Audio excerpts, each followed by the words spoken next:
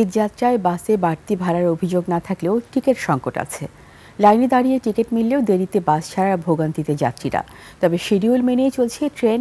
তবে রাজধানী সড়কে তীব্র যানজট থাকায় সময়মতো স্টেশনে পৌঁছাতে না পারায় ট্রেন মিস করেছে অনেকে। এদিকে সদরঘাট দিয়ে নির্বিঘ্নে বাড়ি যাচ্ছেন লঞ্চ যাত্রীরা। সহকর্মীদের সহায়তায় মানিক শিকদারের রিপোর্ট। নায়াসিনামাইড ও স্যালিসাইলিক সমৃদ্ধ লিলি ফেস ওয়াশ যা ফেসের ডেড স্কিন সেল দূর করে দেয় দ্বিগুণ ফাস্টার ব্রাইটেনিং। পবিত্র ঈদ উল ফিতর সামনে রেখে ঢাকা ছাড়ছেন অনেকে। বাস, ট্রেন ও লঞ্চে ঘরমুখো মানুষের চাপ। রাজধানী সায়দাবাদ, গাবতলী, মহাখালী, শ্যামলী থেকে দেশের বিভিন্ন রুটে ছেড়ে যাচ্ছে যাত্রীবাহী বাস। বাড়তি ভাড়া নিয়ে অভিযোগ না থাকলেও তেল সংকটে সময় মতো বাস ছাড়তে পারছে না। টিকিট কাটতেও দাঁড়াতে হচ্ছে দীর্ঘ লাইনে। তেলের সংকটের জন্য গাড়ি আমরা পাচ্ছি না, টাইম মতো গাড়ি কোনোটাই নেই। সেই 4টা থেকে আসতেছে বাস, এখনো দাঁড়াই আছে। দাঁড়িয়ে থাকতে অসহ্য লাগছে, ভালো লাগছে না, অনেকক্ষণ ধরে দাঁড়িয়ে আছি। এবার যেমন বাড়তি ভাড়া না হতো, এবার তেমন কোনো নাই। পরিবহন সংশ্লিষ্টরা বলছেন, তেলের সংকট থেকে উত্তরণ ঘটলে মিলবে সমাধান। সবচেয়ে বড় সমস্যা প্রতিটা তেলের পাম্পে তেলের লাইন।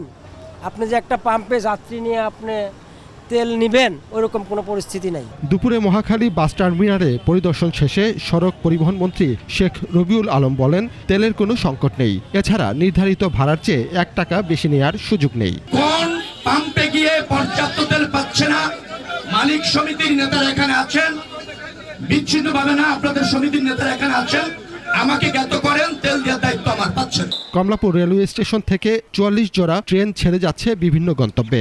2-1টি ট্রেন ছাড়া সবগুলোই নির্ধারিত সময়ে প্ল্যাটফর্ম ছেড়েছে। 30 সেকেন্ডের জন্য সিলাহাটি ট্রেন ফেল করে ফেলছি জয়পুরহাটের রাস্তার জ্যামের কারণে। মহাখালী থেকে আসছে সিএনজি। স্টেশনে আসার পরে আর তেমন কোনো ভোগান্তি অনুভব করতে হয়নি।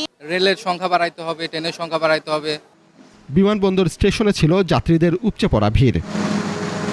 বিকেল থেকে সদরঘাট এলাকায় যাত্রী চাপ দেখা যায়। গন্তব্যের 36 রুটে যাত্রা করেছে ছোট বড় অসংখ্য লঞ্চ।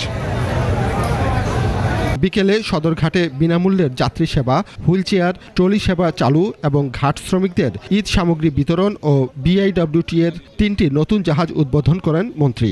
বলেন, সেবার নামে কোনো ধরনের চাঁদাবাজি বরদাস্ত করা হবে না। মানিক শিকদার, 21 টেলিভিশন, ঢাকা।